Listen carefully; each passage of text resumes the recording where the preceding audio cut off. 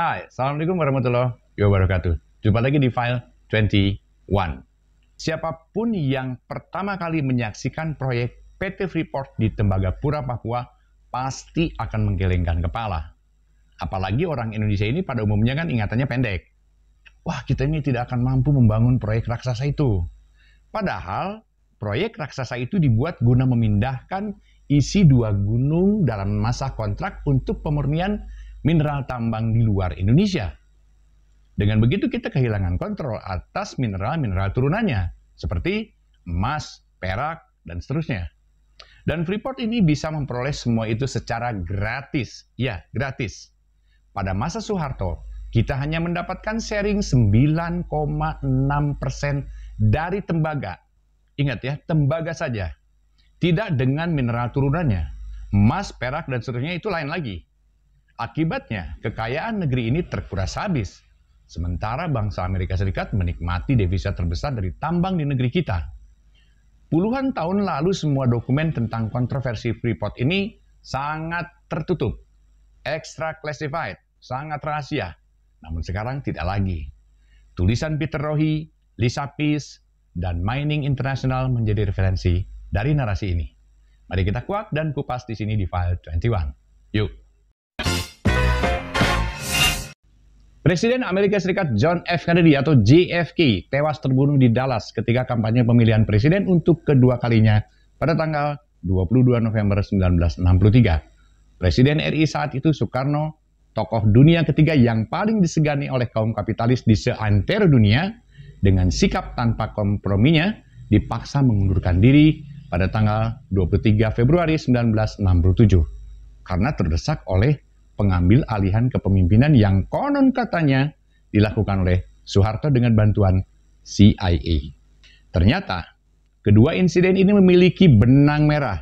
Belum sebulan setelah Soeharto resmi dilantik oleh MPRS, dia menandatangani kontrak pertambangan yang sangat merugikan Republik ini. Jika Soekarno saat itu menuntut perusahaan pertambangan minyak di Caltex untuk melakukan pembagian hasil pada Indonesia sebesar 60%, Soeharto setuju dengan memberikan 9,6% saja. Itu pun hanya dari tembaga. Akan halnya mineral lain seperti misalkan emas, perak, dan lainnya, itu gratis seluruhnya bisa diangkut oleh Amerika Serikat. 3 dekade setelah kejatuhan Soekarno, Lisa Pease, seorang jurnalis kenamaan, menyelidiki kaitan peristiwa-peristiwa ini. Hasilnya dirangkum dalam tulisannya JFK, Soekarno, CIA, and Freeport. Tulisan ini menjadi arsip penting di National Archive di Washington DC. Ternyata, Freeport merupakan pertambangan emas terbesar di dunia. Bukan tembaga saja, tulis Lisa Pease.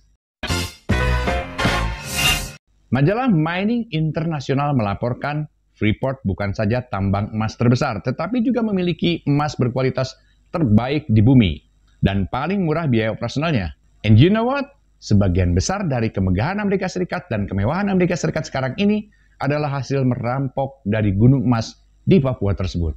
Walau dominasi Freeport atas gunung emas di Papua itu dimulai sejak penandatanganan kontrak pada April 1967. Tetapi sebenarnya, kiprahnya di negeri ini sudah dimulai beberapa tahun sebelumnya. Dalam penelitiannya, Lisa Pease mendapatkan temuan bahwa Freeport Sulfur, demikian nama perusahaan itu ya awalnya, nyaris bangkrut berkeping-keping ketika terjadi pergantian kekuasaan di Kuba pada tahun 1959. Dan ketika itu Fidel Castro berhasil menghancurkan rezim diktator Batista. Castro menasionalisasi seluruh perusahaan asing yang ada di negeri tersebut. Freeport Sulfur yang baru saja hendak melakukan pengapalan nikel produksi perdananya di sana terkena imbasnya. Ketegangan pun terjadi. Menurut Lisa Pease, berkali-kali CEO Freeport Sulfur merencanakan upaya pembunuhan terhadap Castro. Namun berkali-kali pula mereka gagal melakukannya. Nah, di tengah situasi yang penuh ketidakpastian itu, pada sekitar Agustus 1959, Forbes Wilson yang menjabat sebagai Direktur Freeport Sulfur melakukan pertemuan dengan Direktur Pelaksana East Borneo Company, Jan van Gruisen. Dalam pertemuan ini, Gruisen bercerita bahwa dirinya menemukan sebuah laporan penelitian atas Gunung Esberg atau Gunung Tembaga di Irian Barat yang ditulis oleh Jean-Jacques Dozy pada tahun 1936. Dozy bersama Colvin kemudian melakukan ekspedisi ke puncak Gunung Cartens pada 20 November 1936. Keduanya mengumpulkan contoh-contoh batu-batuan yang oleh geolog Dr. C. Shorten dikatakan mengandung emas dan tembaga. Namun, laporan itu terlupakan karena Eropa sedang dilanda Perang Dunia Kedua saat itu. Jadi perhatian Eropa itu terpusat pada keselamatan diri masing-masing negara. Dan laporan itu bahkan sudah dianggap ya tidak berguna lah. Dan tersimpan begitu saja selama bertahun-tahun di Perpustakaan Nasional Belanda. Ternyata Van Grusen tertarik dengan laporan penelitian yang sudah ia berdebulah begitu. Ia pun membacanya dengan seksama. Lalu dengan berapi-api, si Van Grusen bercerita kepada pemimpin Freeport Sulfur bahwa kandungan biji tembaga yang ada di seantero tubuh Gunung Esberg itu terhampar di atas permukaan tanah. Jadi mineral itu tidak tersembunyi di dalam tanah. Dan mendengar cerita itu, Wilson sangat antusias dan segera melakukan perjalanan ke Irian Barat yang ketika itu masih dikuasai Belanda untuk mengecek kebenaran cerita tersebut. Di dalam pikirannya nih saat itu, jika isi laporan ini benar, perusahaannya akan bisa bangkit kembali dan selamat dari kebangkrutannya di Kuba setelah diusir oleh Fidel Castro.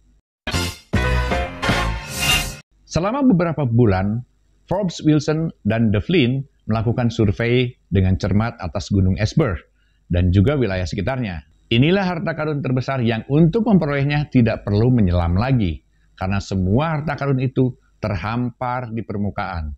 Begitu tulis Forbes dalam bukunya The Conquest of Copper Mountain. Dilihat dari udara, tanah di sekujur tubuh gunung tersebut berkilauan ditimpa sinar matahari, jadi sangat berkilau gitu. Dan si Wilson ini juga mendapatkan temuan yang nyaris membuat dirinya gila. Selain biji tembaga gunung tersebut ternyata juga dipenuhi oleh biji emas dan perak. Menurut Wilson, seharusnya ya gunung tersebut diberi nama Gold Mountain atau Gunung Emas, bukan Gunung Tembaga. Sebagai seorang ahli pertambangan, Wilson memperkirakan Freeport akan untung besar dan dalam waktu 3 bulan sudah kembali modal. Pemimpin Freeport Sulfur pun bergerak cepat. Pada 1 Februari 1960, Freeport Sulfur menaikkan kerjasama dengan East Borneo Company untuk mengeksplorasi gunung tersebut. Namun kendati demikian, lagi-lagi Freeport Sulfur mengalami kenyataan yang hampir sama dengan yang dia alami waktu di Kuba. Perubahan eskalasi politik atas Irian Barat tengah mengancam hubungan Indonesia dengan Belanda. Situasi politik memanas. Soekarno yang sahabat Castro bahkan mulai menerjunkan pasukannya di Irian Barat. Tadinya nih, Wilson ingin meminta bantuan kepada Presiden Amerika John F. Kennedy agar mendinginkan suasana di Irian Barat. Namun ironisnya, John F. Kennedy malah cenderung mendukung Soekarno. John F. Kennedy mengancam Belanda akan menghentikan bantuan Marshall Plan jika ngotot mempertahankan Irian Barat. Belanda yang saat itu memerlukan dana segar untuk membangun kembali negerinya dari puing-puing kehancuran Perang Dunia Kedua terpaksa mundur dari Irian Barat. Dan ketika itu sepertinya Belanda tidak tahu Gunung Esberg sesungguhnya mengandung banyak emas, bukan hanya tembaga. Lain halnya jika Belanda mengetahui fakta sesungguhnya bahwa nilai bantuan Marshall Plan yang mereka terima dari Amerika Serikat itu tidak ada apa-apanya dibanding nilai emas yang ada di gunung tersebut. Dengan demikian, Belanda pun mundur dari Irian Barat. Dan ini menyebabkan perjanjian kerjasama dengan East Borneo Company yang mentah kembali gagal. Para pemimpin Freeport jelas marah besar. Apalagi mendengar Kennedy akan menyiapkan paket bantuan ekonomi kepada Indonesia sebesar 11 juta US dollar dengan melibatkan IMF dan Bank Dunia. Semua itu jelas harus dihentikan. Begitu pikir Belanda. Segalanya berubah 180 derajat ketika Presiden Amerika Serikat John F. Kennedy tewas tertembak pada 22 November 1963. Banyak kalangan menyatakan penembakan Kennedy ini merupakan sebuah konspirasi besar kepentingan kaum globalis yang hendak mempertahankan hegemoninya atas kebijakan politik di Amerika Serikat. Presiden Amerika Serikat pengganti John F. Kennedy yaitu Lyndon B. Johnson. Johnson mengambil sikap yang bertolak belakang dengan pendahulunya. Ia malah mengurangi bantuan ekonomi kepada Indonesia, kecuali ke militernya. Salah seorang tokoh di belakang keberhasilan Johnson, termasuk dalam kampanye pemilihan Presiden Amerika Serikat tahun 1964 adalah Augustus Long, seorang anggota direksi Freeport. Long ini dicurigai yang mendesain kejatuhan Soekarno. Mungkin saja. Long punya kepentingan besar tentunya atas Indonesia. Selain kaitannya dengan Freeport, Long ini juga memimpin Texaco yang membawa Caltex patungan dengan Standard Oil of California. Soekarno pada tahun 1961 memutuskan kebijakan baru kontrak perminyakan yang mengharuskan 60% dari labanya diserahkan kepada pemerintah Indonesia. Caltex, sebagai salah satu dari 3 operator perminyakan di Indonesia, jelas sangat terpukul oleh kebijakan Soekarno itu. Dokumen CIA yang telah dibuka untuk umum beberapa tahun lalu membuktikan Augustus C. Long sangat marah kepada Soekarno dan amat berkepentingan agar orang ini, maksudnya Soekarno, disingkirkan secepatnya. Mungkin suatu kebetulan yang menguntungkan Long, ia juga aktif di Presbyterian Hospital di New York. Dan dia pernah 2 tahun menjadi presidennya tahun 1961 sampai 1962. Sudah bukan rahasia umum lah jika tempat itu merupakan simpul pertemuan para tokoh CIA. Lalu kemudian Lisa Pease dengan cermat menelusuri riwayat kehidupan Long antara tahun 1964 sampai 1970. Long pensiun sementara sebagai pimpinan Texaco. Apa saja yang dilakukan oleh orang ini dalam masa itu yang di Indonesia dikenal sebagai masa yang krusial? Lisa Pease mendapatkan data bahwa pada Maret 1965, Augustus C. Long terpilih sebagai Direktur Chemical Bank, salah satu perusahaan Rockefeller. Agustus 1965, Long diangkat menjadi Dewan Penasehat Intelijen Kepresidenan Amerika Serikat untuk masalah luar negeri. Badan ini memiliki pengaruh sangat besar untuk menentukan operasi rahasia Amerika Serikat di negara-negara tertentu. Dan Long diyakini salah satu tokoh yang merancang kudeta terhadap Soekarno yang dilakukan oleh Amerika Serikat dengan menggerakkan sejumlah perwira angkatan darat yang disebut sebagai Our Local Army Friend. Itulah yang terdapat dalam dokumen CIA tahun 1965. Sebuah telegram rahasia Sinpec 342, 21 Januari 1965, pukul 21.48 yang menyatakan kelompok Jenderal Soeharto akan mendesak Angkatan Darat agar mengambil alih kekuasaan tanpa menunggu Soekarno berhalangan tetap. Mantan pejabat CIA Ralph McGee juga pernah bersaksi jika hal itu benar adanya. Awal November 1965, 1 bulan setelah tragedi terbunuhnya sejumlah perwira loyalis Soekarno, Forbes Wilson mendapat telepon dari Ketua Dewan Direktur Freeport, Langborn William, yang menanyakan apakah Freeport sudah siap mengeksplorasi Gunung Mas di Irian Barat. Wilson kaget. Pasti kaget lah. Ketika itu Soekarno masih sah sebagai Presiden Indonesia, bahkan hingga tahun 1967. Lalu dari mana Williams yakin Gunung Emas di Irian Barat itu akan jatuh ke tangan Freeport? Ini aneh. Dan Lisa Pease pun mendapat jawabannya. Para petinggi Freeport ternyata sudah punya kontak dengan tokoh penting di dalam lingkaran elit Indonesia. Mereka adalah Menteri Pertambangan dan Perminyakan Ibnu Sutowo dan Julius Tahija, mantan perwira Kenil. Soeharto sendiri adalah mantan sersan Kenil. Tahija berperan sebagai penghubung antara Ibnu Sutowo dengan Freeport. Ibnu Sutowo sendiri sangat berpengaruh di dalam Angkatan Darat ya, karena dialah yang menutup seluruh anggaran operasional mereka. Maka dari itu, ketika Undang-Undang Nomor 1 Tahun 1967 tentang penanaman modal asing atau PMA yang draftnya itu dirancang di Jenewa, Swiss, dan didiktekan Rockefeller, disahkan tahun 1967, perusahaan asing pertama yang kontraknya ditandatangani oleh Jenderal Soeharto adalah menyerahkan Freeport menguras emas di Papua. Inilah kali pertama kontrak pertambangan yang baru dibuat. Jika di zaman pemerintahan Soekarno, kontrak-kontrak dengan perusahaan asing selalu menguntungkan Indonesia, kontrak-kontrak seperti itu malah merugikan Indonesia sejak Soeharto berkuasa. Untuk membangun konstruksi pertambangan emasnya itu, Freeport menggandeng Bechtel, perusahaan di Amerika Serikat yang banyak mempekerjakan pentolan CIA. Direktur CIA saat itu John McCone memiliki saham Bechtel, sedangkan mantan Direktur CIA Richard Helms bekerja sebagai konsultan internasional di tahun 1978 pada perusahaan itu. Barulah pada tahun 1980, Freeport menggandeng McMoran, milik James Jim Bob Moffett, dan menjadi perusahaan raksasa dunia dengan laba bersih $1,5 miliar per tahun. laba bersih. Tahun 1996, seorang eksekutif Freeport McMoran, George Mealy, menulis sebuah buku berjudul Grasberg setebal 384 halaman dan memaparkan bahwa tambang emas di Irian Barat itu memiliki deposit terbesar di dunia. Sedangkan untuk biji tembaganya menempati urutan ketiga terbesar di dunia. Mealy menuliskan, pada tahun 1995 menunjukkan di areal ini tersimpan cadangan biji tembaga senilai 40,3 miliar US dollar dan masih akan menguntungkan 45 tahun ke depan. Tapi ironisnya, Mealy dengan bangga justru menulis bahwa biaya produksi tambang emas dan tembaga terbesar di dunia yang ada di Irian Barat itu merupakan tambang termurah di dunia. Jadi istilah kota Tembagapura itu sebenarnya menyesatkan dan salah. Seharusnya emas pura mungkin ya, lebih cocok emas pura. Karena gunung tersebut memang gunung emas, bukan tembaga.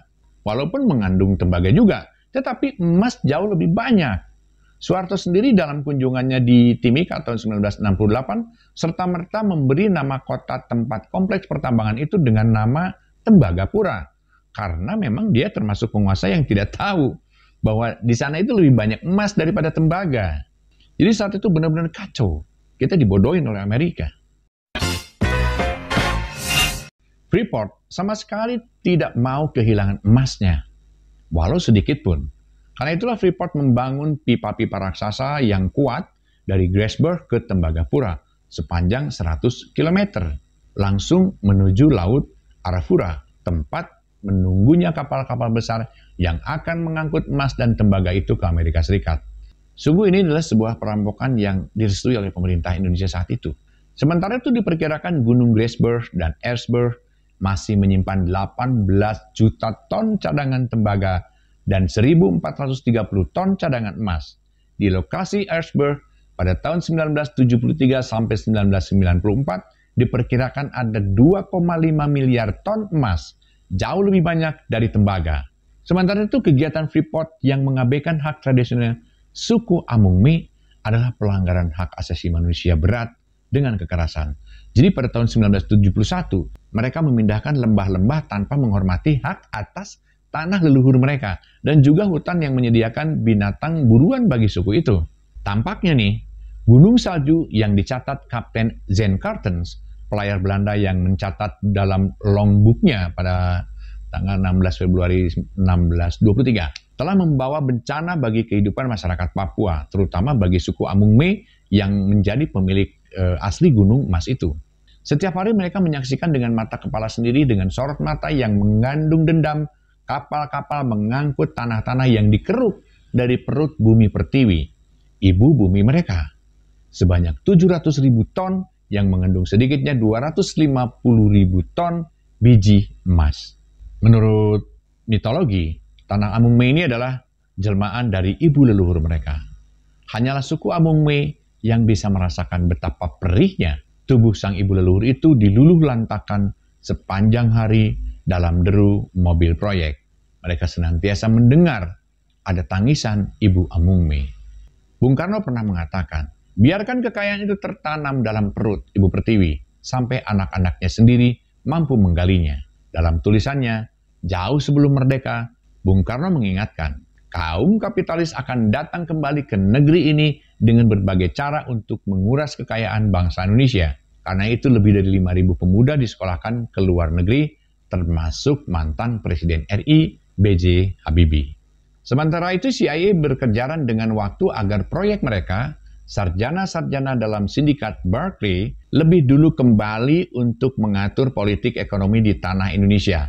Kelak, setelah Soeharto berkuasa, merekalah yang akan merekayasa undang-undang penanaman modal asing yang justru menguntungkan negara-negara kapitalis seperti Amerika. Kita jangan terkagum-kagum pada proyek raksasa Freeport, karena dibuat dengan teknologi raksasa. Teknologi secanggih itu mereka lakukan dengan tujuan untuk menguras habis isi perut Gunung Erzberg dan Gunung Grasberg selama jangka waktu kontrak. Tentu berbeda apabila bangsa kita yang mengeksplorasi sendiri emas dan tembaga di sana semestinya terukur sesuai dengan kebutuhan APBN kita setiap tahun. Jadi dengan demikian kita pun akan menguasai mineral-mineral turunan lainnya yang juga mahal dan terutama tidak merusak sama sekali alam Papua. dan yang pasti tidak mengabaikan kepentingan suku Amung Me. Ada stigma yang mengatakan bahwa kita ini tidak akan sanggup mengelola Gunung Esberg dan Grasberg sebagai kekayaan negeri kita sendiri karena keterbatasan modal dan sumber daya manusia. Tapi coba lihatlah buku The Golden World. Sampul buku itu adalah Mahkota Raja Ngada, Flores, Nusa Tenggara Timur, yang dibuat oleh para pengrajin dari Pulau Ndau, Kepulauan Rote, Kabupaten Rotendau. Profesor James Falk dalam sebuah penelitiannya membenarkan keahlian masyarakat di Pulau Ndau. Mereka belum dianggap dewasa apabila belum mampu membuat perhiasan dari emas. Dan kenyataan ini membuktikan kita ini mampu mengolah emas kita sendiri, meski tanpa teknologi secanggih Freeport, terukur sesuai kebutuhan dan bisa mensejahterakan anak negeri ini sepanjang negeri ini masih ada. Soekarno pada masanya bisa melakukan hal seperti itu. Fidel Castro juga, dan kemudian beberapa pemimpin negara-negara Amerika Latin juga bisa mengusir kaum kapitalis lalu mengelola sumber daya alamnya sendiri. Lalu mengapa kita tidak bisa? Ini hanya masalah politik dan kepentingan atas kekuasaan dan keserakahan manusia Indonesia yang ada pada saat itu. Oke, itulah tadi sejarah berdirinya Freeport dan insiden dua presiden yang isinya sangat mengejutkan karena berasal dari dokumen CIA yang puluhan tahun lalu masih tertutup. Tapi sekarang sudah tidak lagi. Sampai jumpa lagi di cerita-cerita, kisah-kisah, dan artikel-artikel menarik lainnya di File 21. Assalamualaikum warahmatullahi wabarakatuh.